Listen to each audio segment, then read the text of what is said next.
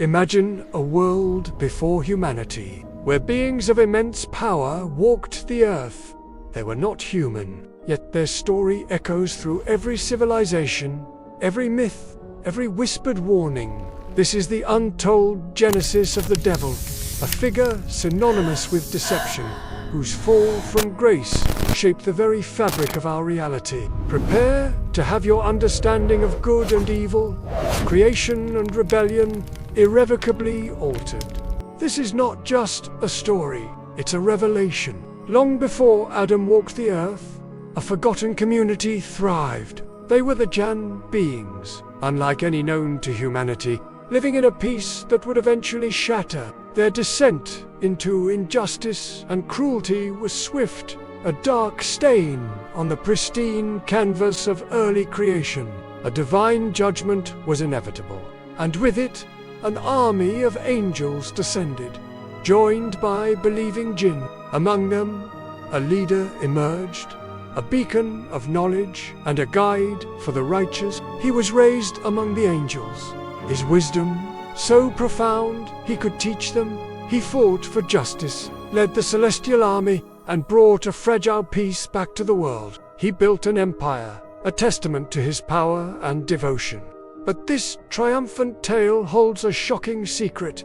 This was the life of Azazel, before he became the devil, before the curse. His unknown life, before the rebellion, is a narrative that will challenge everything you thought you knew. From the shadowy depths of Greek mythology's Hades to the ancient Egyptian Set, from the Kabbalistic Samuel to the Syriac Ozil, a singular figure of deception permeates every civilization. No matter the name Haris Ozil or countless others, a similar entity appears in all belief systems. How did this figure become so universally recognized, so deeply ingrained in the collective consciousness of humanity?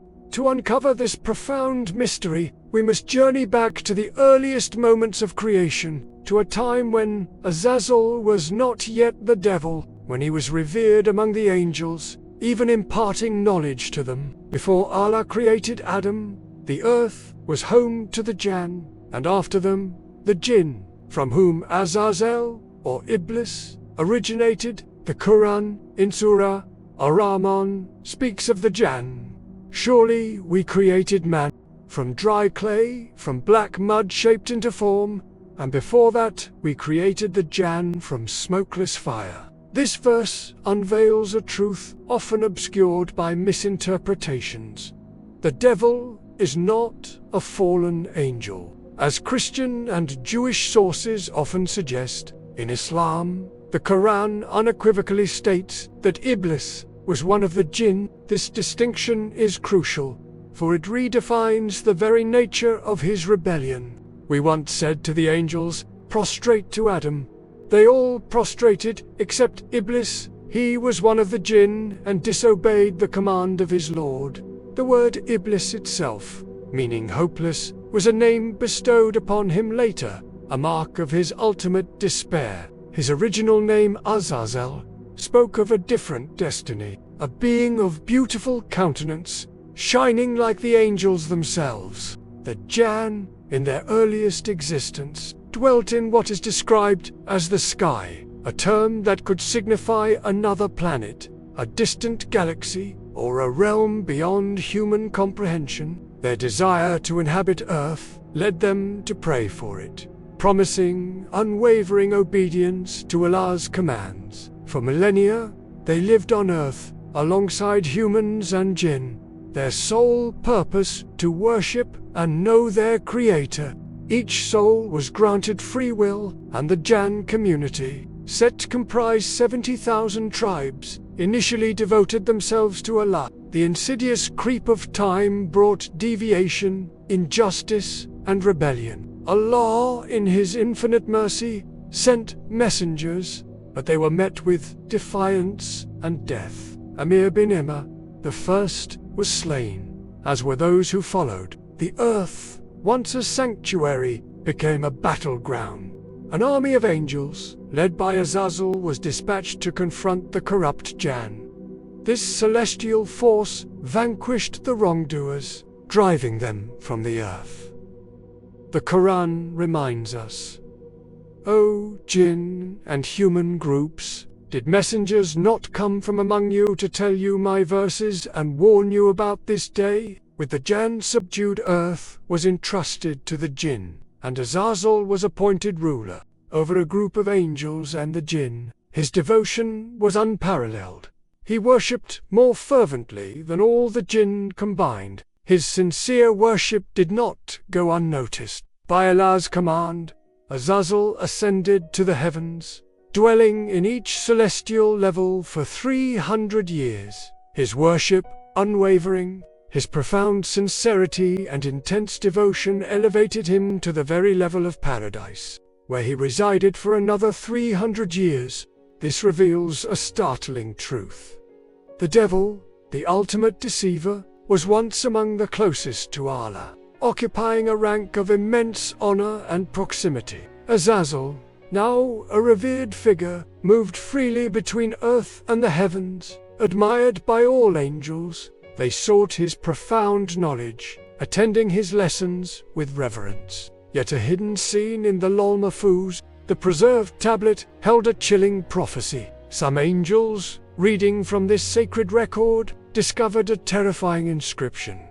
Someone intimately close to Allah would incur his wrath and be expelled from his divine presence. Disturbed, they sought out Azazel. Noticing their sorrow, Azazel inquired about their distress. They revealed the ominous prophecy from the Lawh Mahfuz, pleading with him to make supplication, a dua to avert this disaster from befalling them. Azazel, with a chilling confidence, replied, "This disaster is not for us or for you. I have seen that writing for years and never told anyone." The angels, persistent in their concern, urged him to pray. Azazel, raising his hands, uttered, "Ya Rab, protect them from this disaster." But in a moment of profound pride, he failed to consider that the prophecy might pertain to himself. Not a flicker of fear touched his heart. Another narration offers a different perspective. Iblis, gazing upon the Lawh Mahfuz, saw the inscription and inquired, "Who is the devil?" Allah replied, "He is one of my servants. I grant him many blessings, but he disobeys my command. So I humiliate him, disgrace him, and expel him." Iblis, consumed by a misguided zeal, declared, "Ya Rabbi, show him to me, let me destroy him." Allah's response was ominous. "You will see him soon." Azazel's exalted rank granted him the unique privilege of existing in both the heavens and on earth. This extraordinary status began to breed a dangerous pride. Within him, he began to believe, "I can be in the sky or on earth whenever I want. Both the jinn and the angels are under my command." At this critical juncture, Azazel began his transformation into the devil. Allah, who knows the innermost thoughts of all beings, sought to expose the hidden arrogance within Azazel to the angels. This serves as a profound lesson. One should never rely solely on their worship or high position, nor should they ever succumb to the corrosive influence of pride. The stage was set for a pivotal moment in creation. Allah declared to the angels, "Indeed, I will place a vicegerent on earth." Their response, filled with apprehension, echoed through the heavens. "Will you place upon it one who will cause corruption therein and shed blood, while we declare your praise and sanctify you?" Allah, with infinite wisdom, replied, "Indeed, I know that which you do not know." Azazel, upon hearing of this new creation, felt a tremor of worry. The angels, too, pondered the implications. If a new vicegerent was to be appointed, it implied a transfer of dominion from them to this new being. Initially, Azazel harbored a delusion. This new creation, he thought, would be luminous like the angels, and thus subservient to his command, always obedient. But reality diverged sharply from his expectations when he finally grasped that Allah would indeed create a new people. Azazel's thoughts turned sinister. Just as he had previously driven the Jann and the corruptors from the earth, he now envisioned expelling this new creation with his army. The Quran reveals Allah's decree and mention, "O Muhammad, when your Lord said to the angels, 'Indeed, I will create a human being from dry clay, from an altered black mud.'" Upon hearing this, the devil's arrogance swelled. "If this new creation is made from clay," he reasoned, "then earth still belongs to me, for I was created from fire, and he from clay. Fire is superior to clay. It is the strongest of all elements, while soil is the weakest." This was the twisted logic of Iblis, a mind consumed by pride, believing that a higher rank conferred greater worthiness. This distorted thinking was the direct consequence of his burgeoning arrogance. Allah created Adam from soil, a form unlike anything seen before, his stature reaching from the ground to the sky. The angels and Azazel gathered, observing this nascent creation. Iblis, circling Adam's lifeless body, studied him with meticulous detail. He even entered through Adam's mouth, traversing his entire form, concluding that this new being was inherently weak. Yet he could not reconcile himself with the idea that such a frail and helpless creature would inhabit the earth. However, was fully aware of the pride and clandestine schemes festering within the devil's heart. The moment of truth had arrived. Adam was about to receive the breath of life. He is the one who created death and life to test which of you will do better deeds. And he is the exalted in might, the forgiving. Following this divine decree, the soul was breathed into Adam. It entered through his mouth, spreading throughout his entire being, filling his form with flesh and bones. Then he proportioned him and breathed into him from his created soul, and made for you hearing and vision and hearts. Little are you grateful? Allah created Adam from soil with a simple command, "Be," and he came into existence. The true nature of the soul remains a profound mystery, for the Quran reveals that only a fraction of its knowledge has been granted to humanity. And they ask you, "O Muhammad, about the soul." Say, "The soul is of the affair of my Lord, and mankind has not been given of knowledge except a little." The entrance of the soul marked Adam's awakening. The hadith recounts that as the soul reached Adam's head, eyes, face, nose, and mouth, he sneezed. Gabriel, standing beside him, instructed, "Oh, Adam, say, Alhamdulillah." Adam complied, and Allah responded, "O my servant, may my mercy be upon you." As the soul reached his eyes, Adam opened them, beholding the wondrous fruits of paradise. A sudden hunger seized him, an urge to partake of them immediately. But the soul had not yet reached his feet. He remained in his clay form, unable to stand. Gabriel cautioned, "O Adam, do not rush." Indeed, as the Quran states, and mankind is ever hasty, until this very moment, Azazel had not yet fully transformed into the devil. The angels remained oblivious to the dark thoughts brewing within him. But the time for revelation was at hand. Adam, now imbued with life, was seated upon a throne of honor. And then the divine command echoed through the heavens, a test of obedience for all. And mention when we said to the angels, "Prostrate to Adam," so they prostrated, except all the angels prostrated, but Iblis refused. And mention when we said to the angels, "Prostrate to Adam," so they prostrated, except Iblis. He was of the jinn, and disobeyed the command of his Lord. This prostration was not an act of worship to Adam, for worship is reserved solely for Allah. It was an act of obedience to a divine decree, akin to Muslims turning towards the Kaaba. By refusing to prostrate, Azazel became one of the disbelievers, Allah no longer addressing him as Azazel, but as Iblis questioned him, "O Iblis, What prevented you from prostrating to that which I created with my 2 hands? Iblis, consumed by his twisted logic, retorted, I am better than him. You created me from fire and created him from clay. Then Allah declared, then get out of paradise, for indeed you are a rejected one, and indeed upon you is my curse until the day of reckoning. Iblis was now among the utterly lost, his salvation irrevocably forfeited. As he stood on the precipice of utter destruction, Iblis made one final, desperate plea. My Lord, then reprieve me until the day they are resurrected. Allah granted his request. Indeed, you are of those reprieved until the day of the appointed time. Emboldened by this reprieve, Iblis declared, because you have put me in error, I will surely sit and wait for them on your straight path. Then I will come to them from before them, and from behind them, and on their right, and on their left, and you will not find most of them grateful to you. Allah's response was definitive.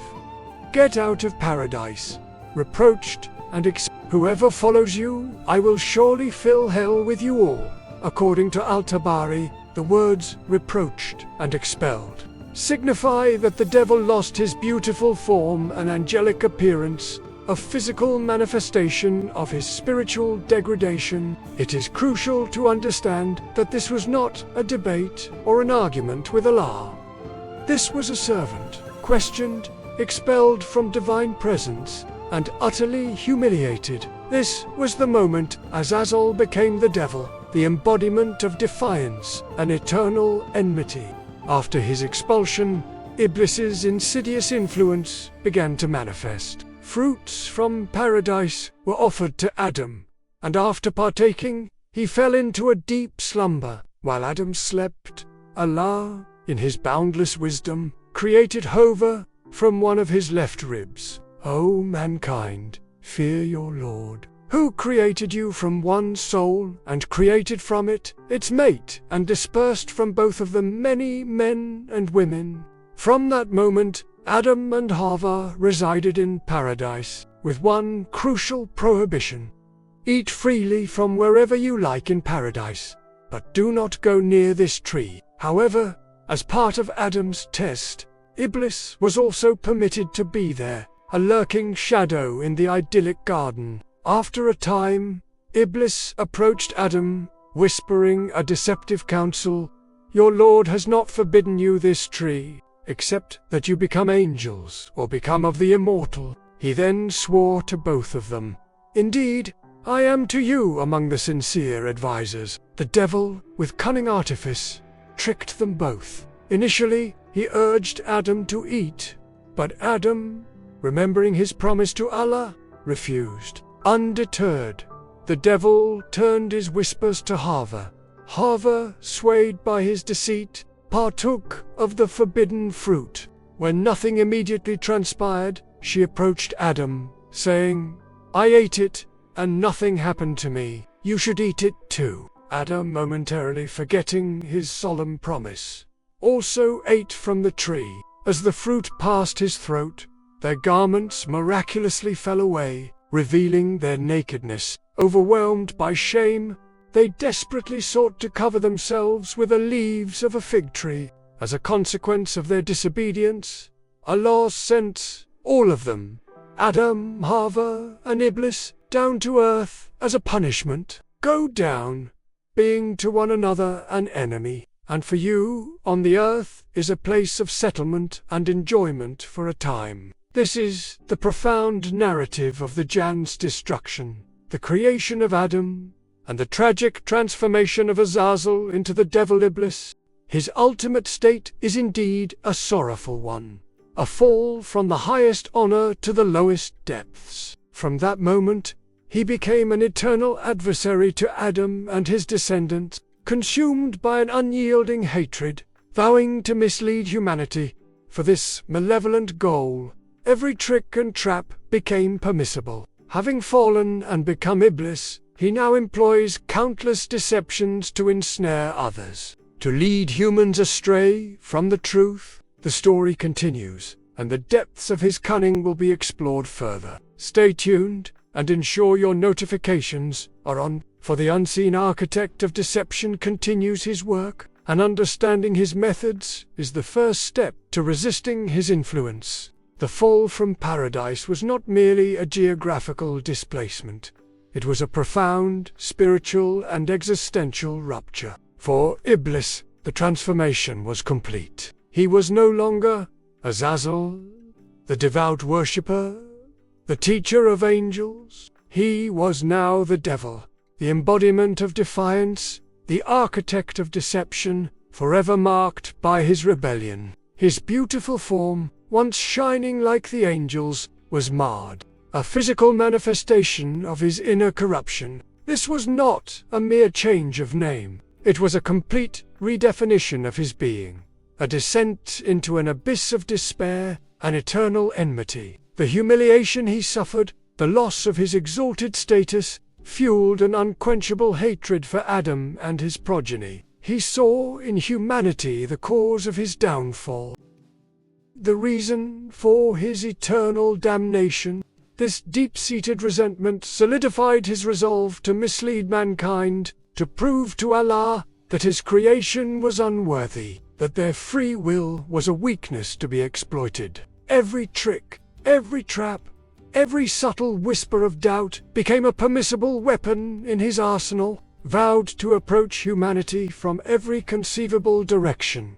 From the front, obscuring their path to truth. From behind, making them forget their past mistakes. From the right, disguising evil as good. And from the left, tempting them with forbidden desires. His ultimate goal, to ensure that most of humanity would prove ungrateful to Allah, thereby validating his own twisted narrative of superiority. This enduring enmity is not a fleeting emotion, but a core aspect of his being, a relentless pursuit of human downfall. He is a master of illusion, a weaver of doubts, constantly seeking to exploit the vulnerabilities inherent in human nature. His methods are subtle, often imperceptible, working through whispers and suggestions rather than overt commands. He preys on pride, envy, greed, and lust,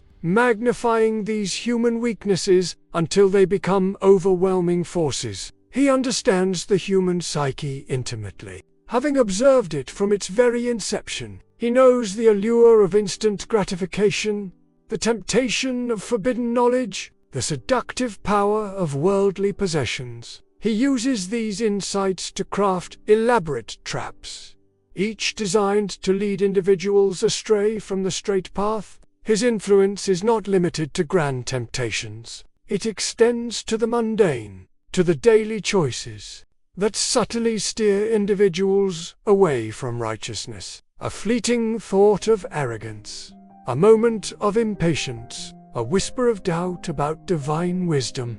These are the threads he weaves into a tapestry of deception. The story of the devil is a perpetual warning, a reminder of the constant struggle between good and evil, within and without. Fall serves as a cautionary tale against pride and disobedience, illustrating how even the most devout can succumb to arrogance when they forget the source of their blessings. His continued existence and his relentless efforts to mislead humanity underscore the importance of vigilance, of seeking knowledge, and of clinging to the divine guidance. The battle against the devil is not a physical one, but a spiritual and intellectual one, fought in the hearts and minds of individuals. Understanding his tactics, recognizing his whispers, and strengthening one's faith are the only defenses against his enduring enmity. This ongoing struggle is a testament to the profound significance of free will and the immense responsibility that comes with it. The next chapter of this unfolding drama delves deeper into the specific traps and deceptions he employs, revealing the intricate web he weaves to ensnare the Prepare to uncover the hidden mechanisms of his influence and learn how to navigate the treacherous landscape of his enduring war against humanity.